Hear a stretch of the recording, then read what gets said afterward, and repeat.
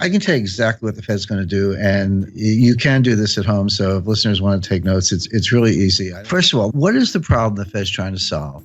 What is their solution? And then what are the exceptions to that so that we can have a complete predictive analytic model? The problem they're trying to solve is the following. We know from a long series of experiences, 30 or more business cycles since the end of World War II, that when the U.S. is in a recession, you have to cut interest rates 3 to 4% to get the U.S. out of a recession. You need 300 to 400 basis points of cuts to get the U.S. It's like a plane heading for the ground. How do you pull it out of a nosedive and get it back up in the sky? The answer is 300 basis points of cuts. How do you cut interest rates 300 basis points when you're only at 75 basis points? The answer is you can't. And forget about negative rates. The evidence is now pretty good that negative rates do not work. In other words, negative rates are not more of the same.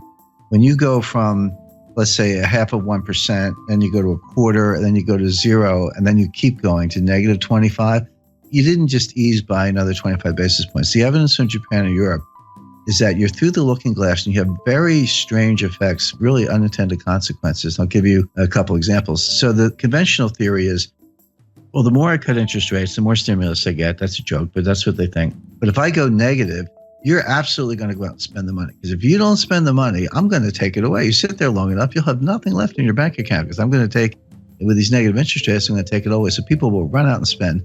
And the other thing is that, it's obviously, from the lending point of view, they'll borrow money, because the bank pays you to be a borrower. But here's what happens in the real world. This is the difference between academics and human beings. When people see negative interest rates, people have goals in mind. They have lifetime goals, right? They want kids' education, parents' health care, their own health care, retirement. If you start taking their money away with negative rates, guess what they do? They save more. They're like, hey, I got to put my kids through college. You're taking my money. Well, I better save more.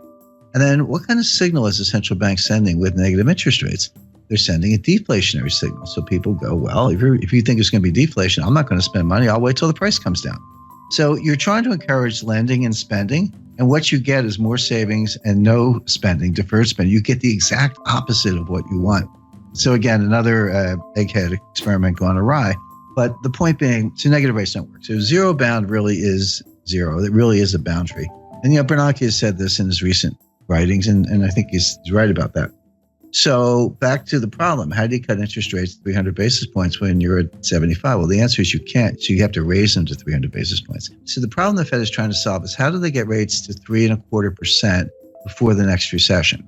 Now, I'm not saying the Fed sees a recession, and that's easy because the Fed never sees a recession. In 102 years, the Fed has never seen a recession, never forecast a recession, but they know their economic history. We are 8 years into an expansion. It feels punk. I mean, the growth is anemic, but labor force participation is low, productivity is dropping. There are a lot of bad things going on, but in fact, we are in the 8th year, actually coming up on, soon be entering the 9th year of an expansion, which began in June 2009. Right. By the way, you have a hard time convincing most Americans that we're not still in a recession. Depressions are different than recessions. The technical definition of a recession is 2 consecutive quarters of declining GDP with rising unemployment, a couple other bells and whistles, little subjective factors, but that's basically it. So people, when you say depression, they're like, depression sounds worse than a recession. And if recession is 2 quarters of declining GDP, then a depression must be like 10 quarters of declining GDP because it's got to be worse. But that's not the definition. The definition of a depression, you can have growth in a depression, but it's below trend growth. In other words, if trend is 3.5, and you're actually banging out 1.5, 2, that gap between, let's say, 1.5 and 3.5% growth, that's depressed growth. It's an output gap. It compounds over time, and you never get it back. We are losing trillions of dollars of wealth. We are impoverishing future generations on a relative basis because of our inability to get back to trend growth. So the reason American people feel this and don't listen to the economists, and they're right, is because we're in a depression. So leaving that aside, the Fed at least understands the business cycle and the fact that the next recession, they say they don't die of old age, but they do die, and we're getting close to the next one. So they're in a desperate race to get rates up to 3.5% before the next recession hits so they can cut them to get out of the recession. The question is, can you raise rates enough to cure the next recession without causing the recession you're preparing to cure? That's the dilemma. That's the finesse. My answer is no, they're not going to be able to do it, but they think they can. Why are they in this box? Well, because Bernanke should have raised rates in 2010, 2011, in the early stages of the expansion, when the economy would have been much better able to bear it than it is now. Bernanke skipped a whole cycle. He skipped a whole rate increase cycle to pursue these wacky experiments and, QE and zero interest rate policy and all that. I spoke to Bernanke about this, and he used the word experiment. He said this was an experiment. Bernanke made his academic reputation by studying the Great Depression, in the wake of Friedman and Anna Schwartz and some others. But he was a great scholar of the Great Depression, and he got his chance to kind of try out his theories. But what he told me was, he said 30 years from now, some new Ben Bernanke, some young scholar will look back and tell us if we did a good job or not. We actually don't know right now. See, the Great Depression was really two technical recessions, 29 to 33 and then 1937-38. But from 33 to 37, we had an expansion, but the whole thing was a depression because we never got out of it. The stock market recovered the 1929 high in 1954. It was a long time to get back to even. But Bernanke's mantra was, doing something is better than doing nothing. I completely disagree. It's better to do nothing if you don't know what you're doing. And this is really the monetary equivalent of the Hippocratic Oath. Doctors say, first rule of being a doctor is first do no harm.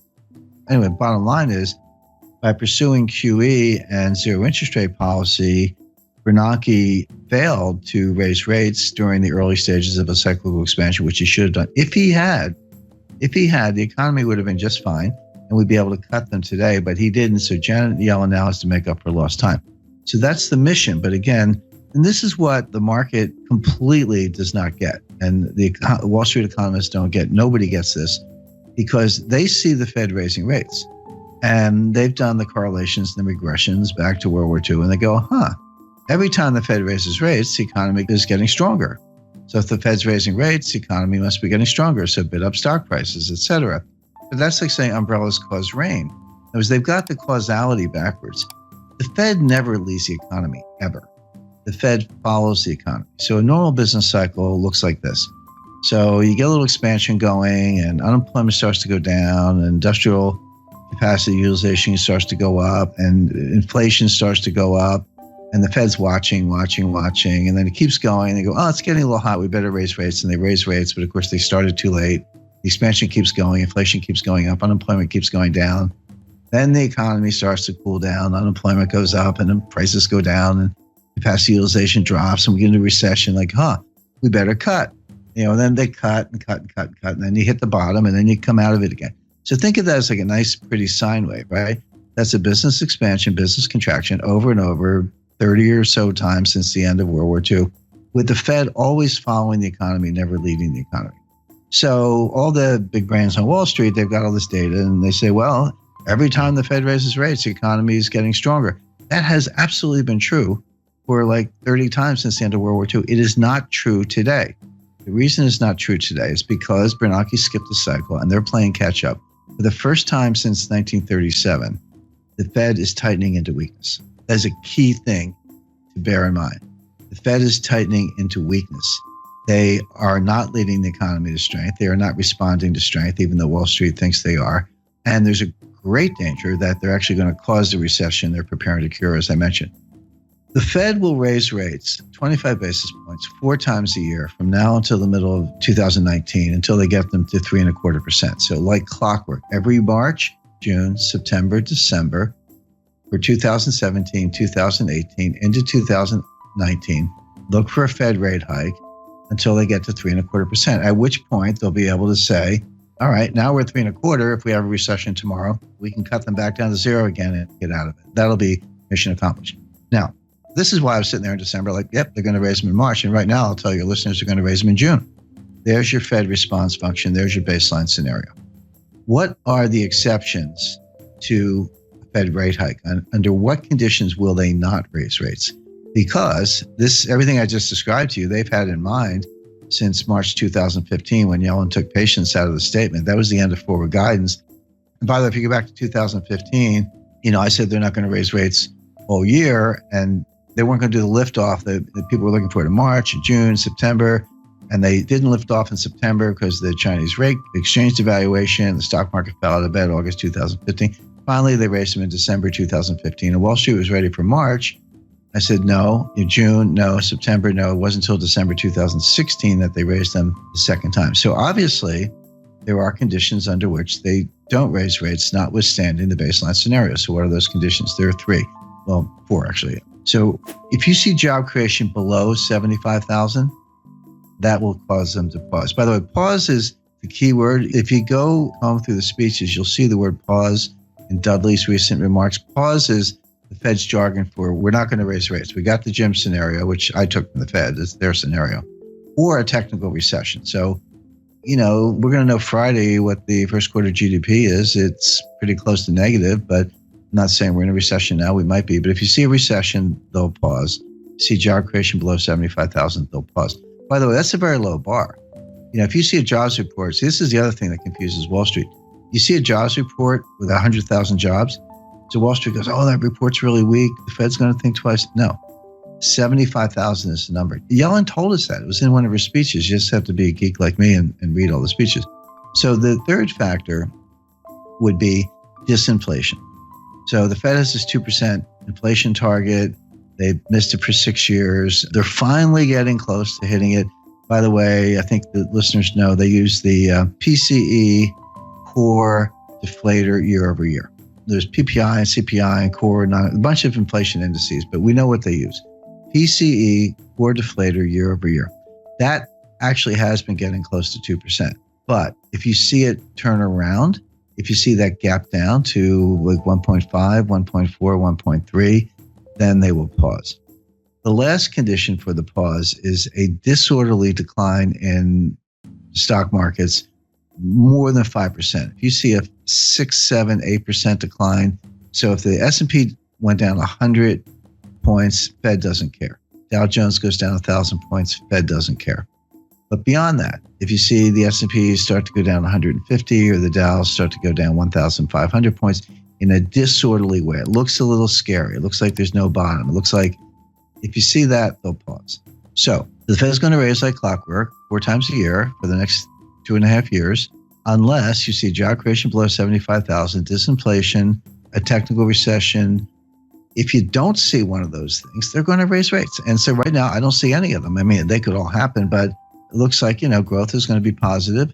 Job creation's been decent, over 100,000. Disinflation is probably coming, but not quite here yet. And they'll want to see a couple months in a row. And the stock market's not crashing. So none of the pause conditions are in place. Therefore, they will raise rates. Simple.